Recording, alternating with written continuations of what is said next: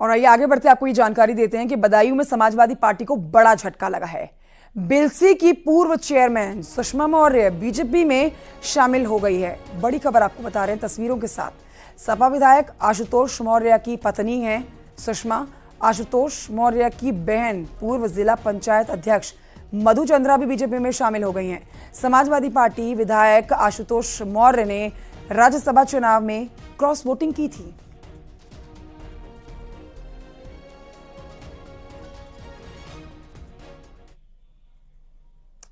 Congress party से जुड़ी हुई एक बड़ी खबर, सोर्सेज के हवाले से जो जानकारी मिल रही है उसके मुताबिक अमेठी और रायबरेली लोकसभा सीट को लेकर कांग्रेस 26 अप्रैल के बाद कोई बड़ा फैसला ले सकती है। 26 अप्रैल को दूसरे फेज में केरल के वायनाड में चुनाव है। इस सीट में राहुल गांधी जो हैं चुनाव लड़ रहे हैं। वायनाड में वोटिंग के बाद 5वें चरण के लिए अमेठी और रायबरेली सीट के लिए 27 अप्रैल को नामांकन होगा शुरू। कांग्रेस चाहती है कि अमेठी रायबरेली पर फैसले का कोई भी असर वायनाड में ना पड़े और इसीलिए अगर राहुल गांधी अमेठी से लड़ते हैं तो भी कोई दिक्कत नहीं होगी। तो कांग्रेस के उच्च सोर्सेस के मुताबिक अमेठी और रायबरेली को लेकर कांग्रेस जो है अपने पत्ते 26 अप्रैल के बाद ही खोलने जा रही है। इसके लिए कोई ऑफिशियल अनाउंसमेंट जो होगा वो 26 अप्रैल के बाद ही होगा। अमेठी से रॉबर्ट वाड्रा की सियासी एंट्री की भी खबरें चर्चा में हैं। सोर्सेस के मुताबिक रॉबर्ट वाड्रा को कांग्रेस चुनाव लड़ा सकती है।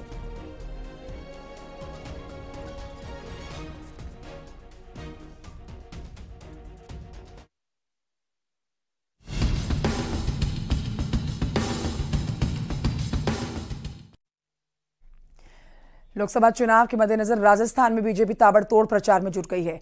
मुख्यमंत्री योगी आदित्यनाथ ने भरतपुर में जनसभा को संबोधित किया। आपसे थोड़ी देर पहले मुख्यमंत्री योगी ने कहा है कि पीएम मोदी ने चौधरी चरण सिंह को भारत रत्न दिया है, इससे किसानों का सम्मान बढ़ा। पीएम मोदी ने धारा 370 को खत्म किया। हमने आतंकवाद और उग्रवाद को सदैव के लिए उखाड़ कर फेंक दिया। आज विदेशी मीडिया में भारत की लीडरशिप की चर्चा हो रही है।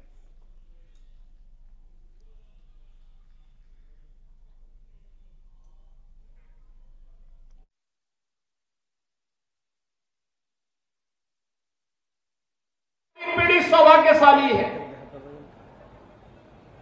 कि हम सब आज नए भारत का दर्शन कर रहे हैं। प्रधानमंत्री मोदी जी के नेतृत्व में नया भारत आज किस कदर दुनिया की एक ताकत बन रहा है, ग्लोबल पावर के रूप में भारत की अपनी एक पहचान बन रही है, ये किसी से छुपा हुआ नहीं है। आपने 2 दिन पहले 3 दिन पहले इंग्लैंड के एक प्रतिष्ठित समाचार पत्र की अगर उस रिपोर्ट को पढ़े होते, द गार्डियन एक प्रतिष्ठित समाचार पत्र है ब्रिटेन का, और उसमें उसने एक बात कही। उसने कहा पाकिस्तान के अंदर 20 दुर्दांत आतंकवादी मारे गए हैं और उनका यह था कि हो सकता है ये भारत ने मारे हों, लेकिन किसी की हिम्मत नहीं जो कल तक उन आतंकवादियों को प्रश्रय देते थे एयर स्ट्राइक के भय से अब वह कुछ भी भारत के खिलाफ बोलने की हिम्मत नहीं कर पा रहे हैं। ये नया भारत है, अपने नागरिकों को सुरक्षा देना भी जानता है, अपनी सीमाओं की सुरक्षा करना भी जानता है।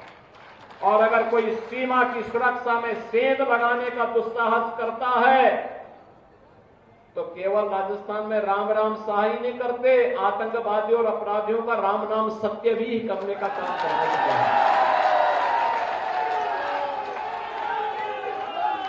बहनों और भाइयों, ये नया भारत है। मोदी जी के नेतृत्व में दुनिया के अंदर भारत का सम्मान बढ़ा है। आज भारत का नागरिक कोई भी जाता है दुनिया के अंदर उसका सम्मान होता है। लोकसभा चुनाव में बीजेपी इस बार 400 पार, फिर एक बार मोदी सरकार के नारे को साकार करने के लिए एड़ी चोटी का जोर लगाए हुए है। मथुरा की सांसद और तीसरी बार बीजेपी की टिकट पर चुनाव लड़ रही हेमा मालिनी धुआंधार प्रचार करने में लगी हुई हैं। हेमा मालिनी ने कोसी में बीजेपी के बूथ अध्यक्ष सम्मेलन में शिरकत की। पार्टी कार्यकर्ताओं से और अधिक मतों से जिताने की अपील की। उन्होंने कहा कि अभी तक मुझे लालच ही नहीं था, लेकिन जब कार्यकर्ता बार बार अधिक से अधिक मतों से जिताने की बात करते हैं तो अब मुझे भी लालच आने लगा है। उन्होंने कहा कि मुझको जिताएंगे तो ऐसे ही एक एक कमल खिलकर मोदी जी के हाथ में जाएगा, तभी मोदी जी का सपना साकार होगा। कहते हैं कि मोदी जी को हटाओ, मोदी जी को हराओ। ये संभव है क्या? मोदी जी को कोई हटा सकता है, कोई हरा सकता है? बिल्कुल नहीं। तो उनके जैसा एक व्यक्ति हमारे बीच में रहना, हमें मार्गदर्शन देना ही इतना बड़ा सौभाग्य है। तो उसे होना नहीं चाहिए। थोड़ा मेहनत और भी करें, लेकिन सबका कहना है कि परसेंटेज इस बार और भी ज़्यादा होना चाहिए। तो मैं भी थोड़ा सा लालची हो गई हूँ। तो मैं जीतने के लिए तैयार हूँ, ठीक है, लेकिन कितना 8 लाख कह रहा है, तो 8 लाख से जीताएंगे। आगे बढ़ते आपको बताते हैं, प्रदेश अध्यक्ष नरेश उत्तम देवरिया रेलवे स्टेशन पर पहुंचे हैं, जहां उन्होंने समाजवादी पार्टी कार्यकर्ताओं ने उनका जोरदार स्वागत किया है। हालांकि गठबंधन का कोई नेता और कार्यकर्ता उनके स्वागत में नहीं पहुंचा। मीडिया के सवालों पर नरेश उत्तम भड़क गए। उन्होंने कहा कि गठबंधन के किसी नेता को पहचानते नहीं हैं और गठबंधन का नेता मैं खुद हूं। समाजवादी पार्टी जिसे उचित समझती है, जो बीजेपी को हरा रहा है उसी को टिकट दे रही है। शिवपाल यादव ने कहा है कि जो वोट देंगे, ठीक है, नहीं तो वोट के बाद हिसाब किया जाएगा। क्या शिवपाल यादव जी ने कहा है कि जो लोग वोट देंगे तो ठीक है। आपसे कहा है क्या? नहीं, जनता से कहा है। आपसे कहा हो तो बताओ। बीजेपी सांसद मनोज तिवारी ने न्यूज 18 के मैनेजिंग एडिटर अमीश देवगन के साथ एक्सक्लूसिव बातचीत की। उनकी तबीयत खराब थी, लेकिन आप पार्टी के काम में, अपने काम में, राजनीति के काम में लगातार लगे रहे। तब अफसोस होता है कि बेटी बीमार है, हॉस्पिटल में एडमिट है, लेकिन पार्टी संगठन ने बहुत काम दिया हुआ है, वो भी एक कर्म ही है। आप इमोशनल हो रहे हैं। तकलीफ तो होती है।